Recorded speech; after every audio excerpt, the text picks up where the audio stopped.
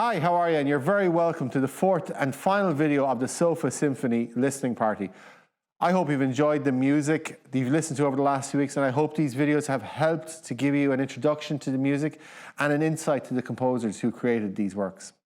We have traveled over the last 4 weeks from 18th century Germany with Johann Sebastian Bach and his Brandenburg concertos to the Vienna of Ludwig van Beethoven and his revolutionary symphonies at the start of the 19th century.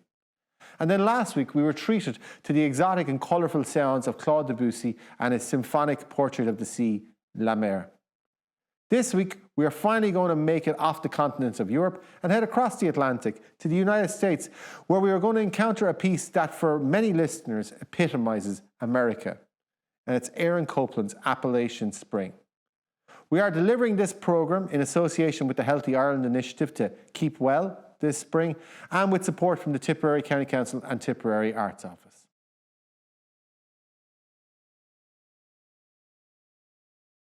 America, or rather American composers, didn't start to make a big impression on the world of art music until we were a few decades into the 20th century. Not that America in the 19th century lacked for musicians or orchestras or concert halls.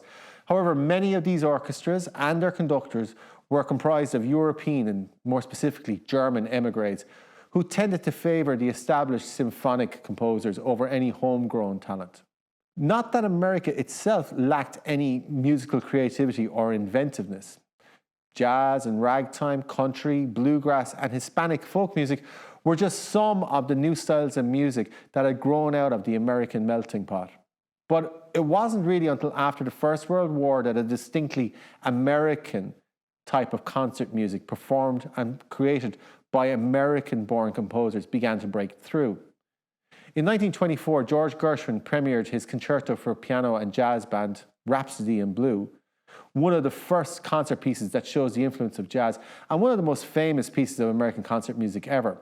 And other young classical American composers started to tap into the energy and vitality of jazz for their own works.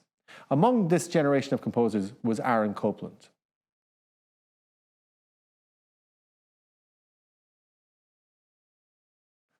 Aaron Copland was born in Brooklyn, New York in 1900, the son of Jewish Lithuanian immigrants. The family's success in business owed much to their own hard-working ethic meeting the entrepreneurial spirit of America. And the Coplands were able to afford a pretty comfortable middle-class existence. Aaron Copland came relatively late to music at the grand age of 13. But unsurprisingly, given the self-starter example of the family he had, he was the one who went out and found and hired his first piano teachers. He took correspondence courses in harmony, and he worked his own way up the music ladder. From there, he went to Paris and studied for 3 years with Nadia Boulanger, who would go on to teach some of the 20th century's most famous composers. When he returned to America, he started to compose in a European modernist, Stravinsky-like style that he had learned while abroad. And while those works were very well received by the small group of enlightened listeners who would give them a hearing, in America, still reeling from the effects of the Great Depression, Copland quickly realized that there wasn't really much of a future in this style. He wasn't just motivated by his own self-interest, though. Upon his return from Europe, Copland reflected that American art should reflect the ideas of American democracy. To that end, Copland started to refine his musical style. Firstly, to simplify his musical language, and secondly, to connect with as wide an audience as possible. Now, simplify doesn't mean to make it simple, but just to make the music cleaner and more transparent and more direct in its message. Copland would show the influence of jazz, especially in his piano concerto, and he correctly picked up on the influence of West African rhythms in American popular music. But as he developed as a composer, these influences were less obvious, and Copland arrived at his own clear style that was distinctly his own. In his mission to make his music more accessible, he wrote for school children, for theatre, for radio. He would take his inspiration from America's own history with works like A Lincoln Portrait and ballets such as Rodeo, Billy the Kid, and the work we're going to look at tonight, Appalachian Spring. All of these works not only are kind of rooted in the story of America, but also in the folk music of America. Copland was writing some of his most famous works during the Great Depression and World War II. And there was a feeling amongst American artists that the fine arts should not just address the elite, but the common individual. Indeed, one of Copland's most famous concert pieces is even entitled Fanfare for the Common Man. The days of composing to the whims of the Duke or an enlightened bourgeoisie are long gone now. Some of Copland's more intellectual friends were unsure about this playing to the masses, but this quote from Copland is pretty clear. The composer who is frightened of losing his artistic integrity through contact with the mass audience is no longer aware of the meaning of the word art. So, we can tell from that Copland wanted to connect with as wide a group of people as possible. And he's an unlikely champion of American values in 1944 America as you could find. Short in stature, Jewish, left-wing, openly gay. But this music was to embody the American artistic qualities of energy, vast open spaces in clarity. And these qualities are all on display in Appalachian Spring.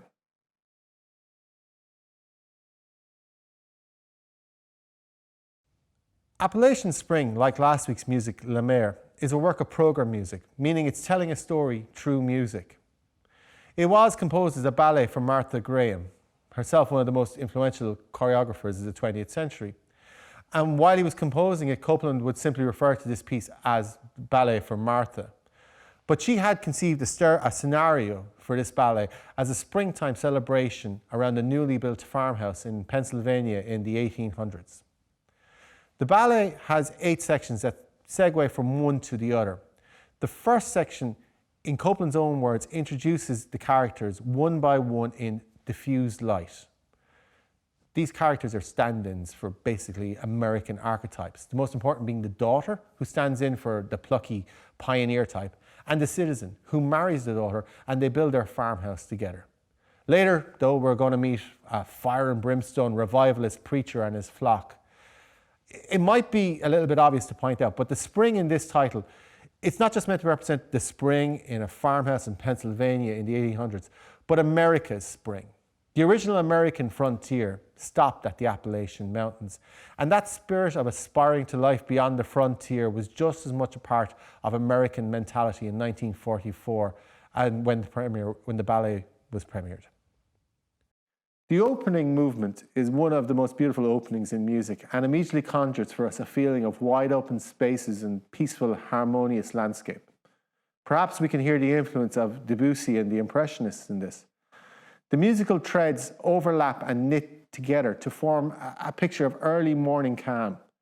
Copland's music sounds very familiar to our modern ears, as his style, and especially that of the opening of Appalachian Spring, have been copied and imitated countless times, especially in the world of film music.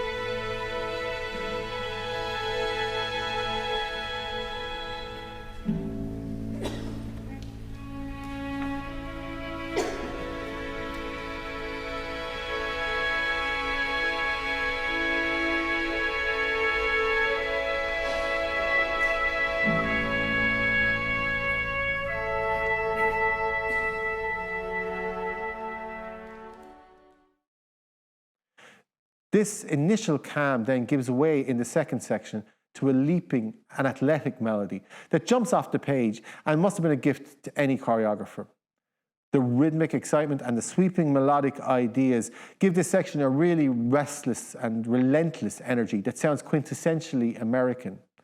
It's also music that has no excess fat, no long meandering transitions, no developments, no fugues.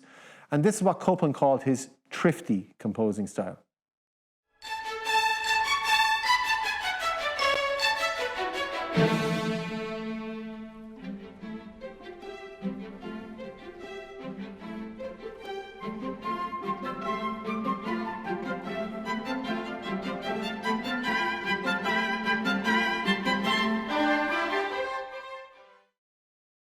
Part 3 slows down the momentum and we have a duet, a courting dance between the bride and her intended. This section contains some of the most passionate music in this play, with the groom's voice projected by the clarinet and the bride by the oboe.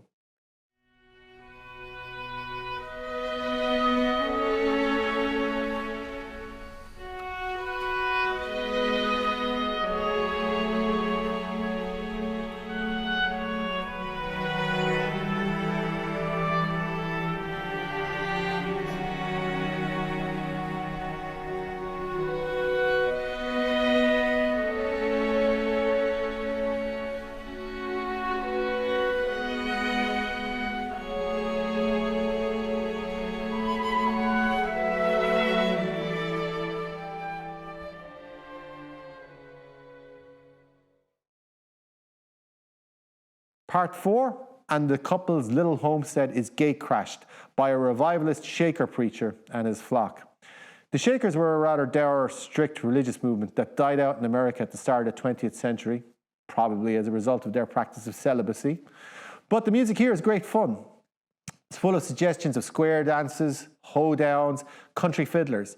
Some of that same energetic melody and rising triads from earlier in the work are revived, which give Appalachian Spring a unity and cohesion.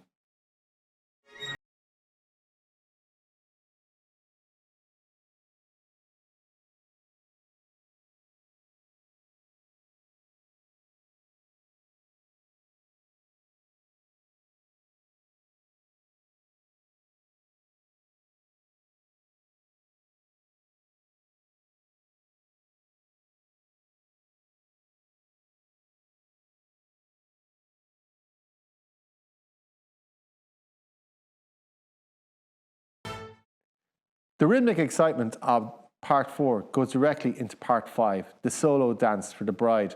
This section is even faster again. Copland wrote that in this section the bride has some presentiment of her joy and fear and wonder of her life with her partner.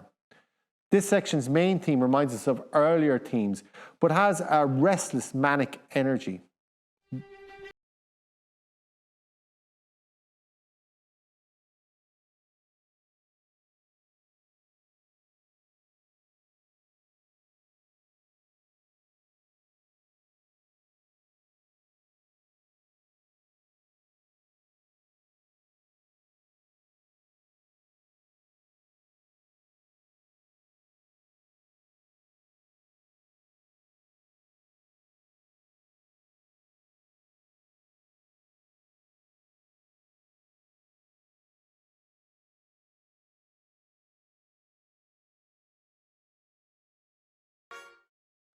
When we get to section 6, we're thankful for its slow, peaceful pace that recalls the opening of the entire work.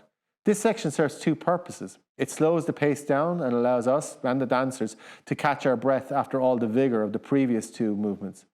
Also, it sets us up for the introduction of what will be the high point of Appalachian Spring. A statement and set of variations based on the Shaker hymn, Simple Gifts.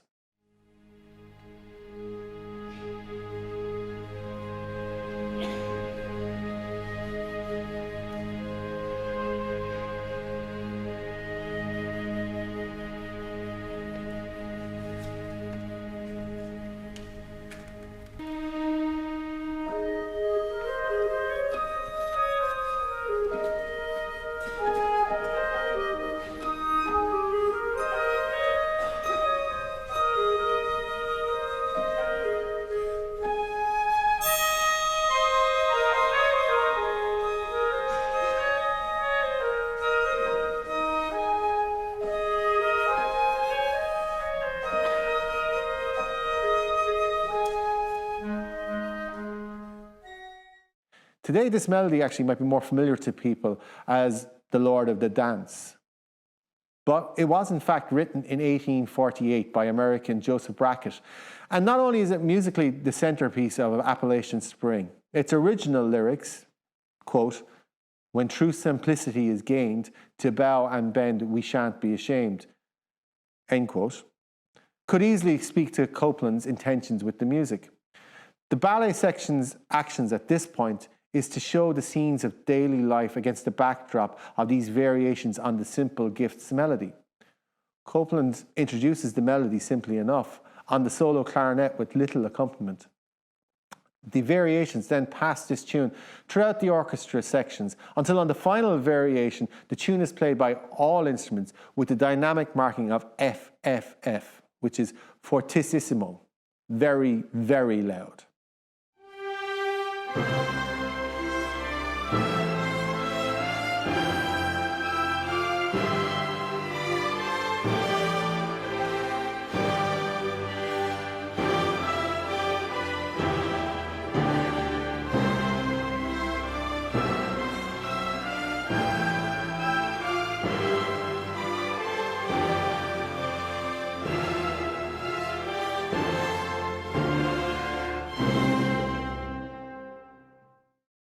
This simple melody is now a grandiose and sweeping orchestral triumph. And perhaps that's the larger message of Copland and Appalachian Spring, that simple gifts and simple lives, depending on our perspective, can be as epic and as impressive as anything else in nature and music. There is one final section to the work that reacquaints us with the music from the opening again. The action on stage shows the couple left quiet and strong in their new home. And Appalachian Spring ends with the same exquisite simplicity with which it began.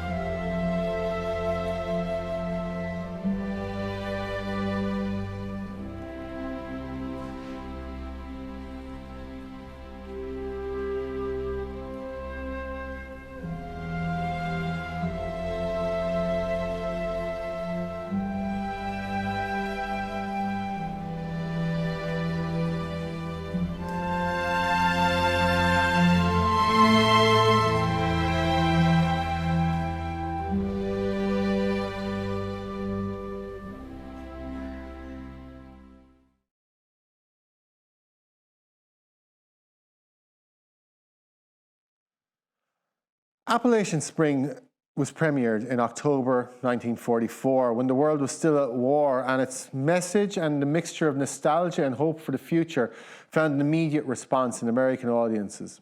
Its original version, it was scored for 9 instruments, and following the premiere, Copland arranged it for a full orchestral suite. In 1945, this composition brought its composer the Pulitzer Prize in Music, and it has since gone on to be one of the most performed orchestral works of the 20th century. Our Appalachian Spring was a popular artwork that espoused the best values of American democracy. But none of that seemed to matter in 1950 when Copland was hauled in front of the infamous House Committee on Un-American Activities, who grilled him about his support for progressive left-wing causes before World War II and his lectures abroad. The actual content of his work was neglected, and despite the fact that many members of the musical community spoke to his patriotism, the case against him was not actually formally closed until 1975. Perhaps it wasn't unrelated to this, that his own musical output dried up in the decades that followed. His populist approach was also out of step with new trends and styles. He became a frequent guest conductor abroad, and recordings of his own music became increasingly popular. Tonight's recording, though, that we're going to listen to, we don't have Copland, but we do have that other great populist of American music conducting, Leonard Bernstein, with the New York Philharmonic Orchestra. This was recorded in 1961, and it's a vibrant recording from its haunting opening to the really animated climaxes. If you like this and you're wondering what next to listen to, I'd like to make the suggestion that you might listen to Shaker Loops by John Adams. It's based again on our old friends the Shakers, but this takes its inspiration from their reputation for violent shaking and movement in energetic dancing. And the music owes more than a little bit of a similarity to Copland and Appalachian Spring. So, at the end of this 4 weeks, all that remains is for me to thank you for watching these videos, for taking part in the listening parties on the Sofa Symphony night. I hope you've learned a little something along the way, and that hopefully this series has encouraged you to discover more of the incredible music and the incredible history of music that is available online to you.